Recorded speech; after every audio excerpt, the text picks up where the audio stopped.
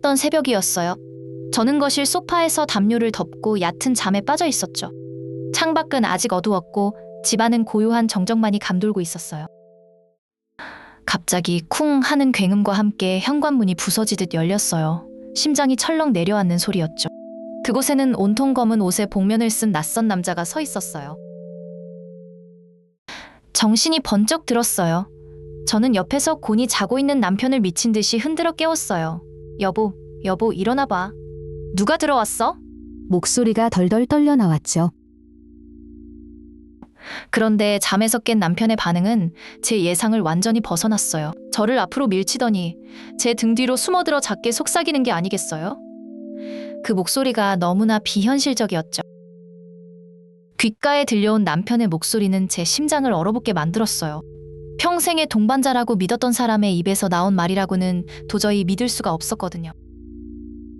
그 순간 눈앞에 서 있는 강도보다 제 등 뒤에서 느껴지는 남편의 가쁜 숨소리가 더 공포스러웠어요. 머릿속이 새하얗게 비어버리는 것 같았죠. 이게 대체 무슨 상황일까요? 문득 행복했던 과거가 스쳐 지나갔어요.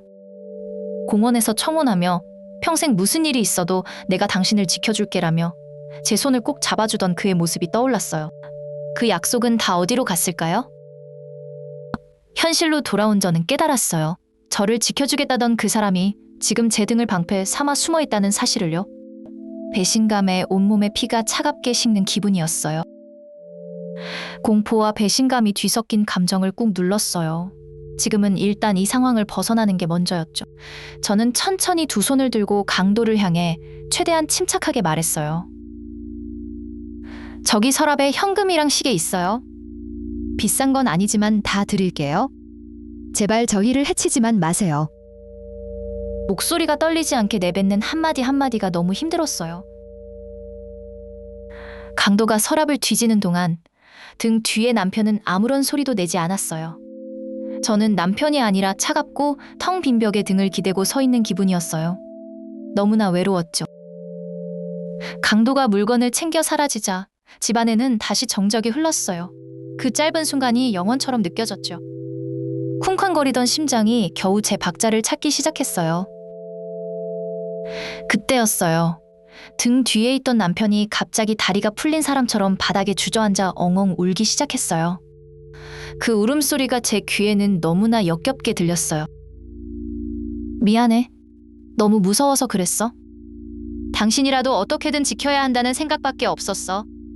그의 변명은 날카로운 칼날이 되어 제 심장을 그대로 긁어내렸어요. 저는 눈물이 나지 않았어요.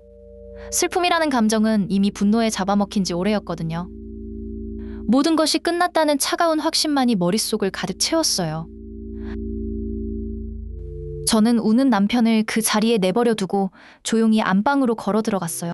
한 걸음 한 걸음 내디딜 때마다 우리의 관계도 끝을 향해 걸어가는 것 같았어요. 침실 옷장 서랍 가장 깊숙한 곳, 오랫동안 잊고 지냈던 서류 봉투를 꺼내 들었어요. 언젠가 이런 날이 올지도 모른다고 막연히 생각만 했던 그 서류였죠. 다음은 그의 짐이었어요. 저는 눈물 한 방울 없이 기계처럼 남편의 옷가지들을 꺼내 여행 가방에 차곡차곡 담기 시작했어요. 더 이상 미련은 없었어요. 커피 한 잔을 마시며 마음을 가다듬었어요.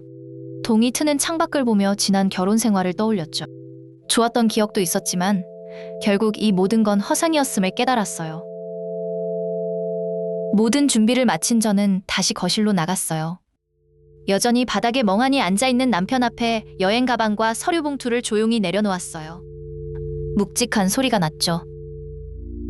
그를 똑바로 쳐다보며 말했어요. 이건 당신 짐이야? 그리고 이건 당신이 그토록 지키고 싶어 했던 당신 목숨 대신 끝내 지켜주지 못한 우리 관계에 대한 사망 선고서야. 제 말을 들은 남편의 얼굴은 경악으로 물들었어요. 믿을 수 없다는 듯 저와 가방, 서류를 번갈아 쳐다보더군요. 하지만 저는 더 이상 그를 상대하고 싶지 않았어요. 저는 그의 경악한 얼굴을 뒤로하고 현관으로 걸어갔어요. 더 이상 이 집에 그의 공간은 없다는 것을 확실히 해야 했죠. 마지막으로 제가 할 일이었어요. 익숙하게 눌렀던 비밀번호를 지우고 저만이 아는 새로운 번호로 바꿨어요. 삑삑 삑 소리가 나는 동안 제 마음속 응어리도 함께 지워지는 기분이었어요. 그날 밤 저는 결혼하고 처음으로 혼자 잠이 들었어요. 텅 빈 옆자리가 어색했지만 이상하게 마음은 너무나 편안했어요.